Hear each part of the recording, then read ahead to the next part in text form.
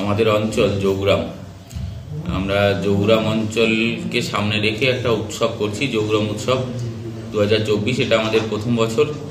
তো আশা আপনাদের কাছে যাতে বিষয়টা সবার কাছে আমরা পৌঁছাতে পারি, সবাই জানে আমরা আমাদের অঞ্চলটাকে তুলে ধরার জন্যই এই উৎসবটা, তাতে সব মানুষ যাতে আমাদের এই অনুষ্ঠানে অংশগ্রহণ করতে পারে তাই ইনভাইট করতেই আসে।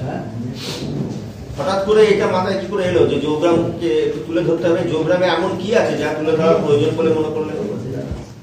জৌগ্রামকে তুলে ধরা এই জন্য, সব জায়গায় তার নিজস্বতা বজায় রেখে নানা জায়গায় নানা অনুষ্ঠান হচ্ছে এবং এই সময় জানুয়ারি ফেব্রুয়ারি মাস জুড়ে গোটা রাজ্যেই কোথাও না কোথাও অনুষ্ঠান হচ্ছে।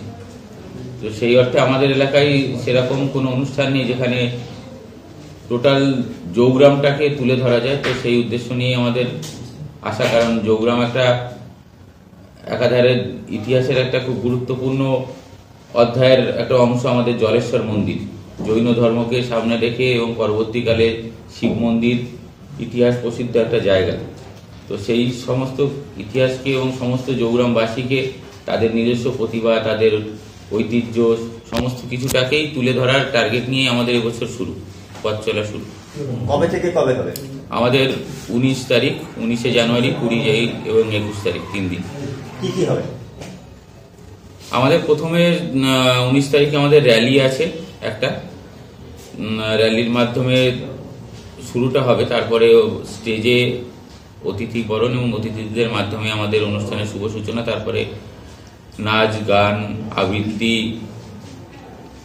এই ধরনের সাংস্কৃতিক অনুষ্ঠানই আছে 3 দিন ধরে। বিশিষ্ট কেউ কি আসছে এই উৎসবে? বিশিষ্ট বলতে আমরা আমাদের জেলা পরিষদের সভাধিপতি, সহকারী সভাধিপতি, আমাদের বিধায়ক, পঞ্চায়েত সমিতির সভাপতি, সহসভাপতি, এনাদেরকে নিয়েই আমরা অনুষ্ঠানটা করছি।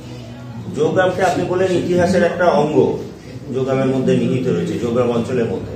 শুধু জৌগ্রাম নয়, জৌগ্রাম সহ জামালপুর অংশ এবং দক্ষিণ দামোদরের একটা অনেক কিছুই রয়েছে, যাকে ঘিরে একটা পর্যটনের রূপ দেওয়া যেতে পারে এবং তা নিয়ে একটা ভাবনা চিন্তাও চলছে।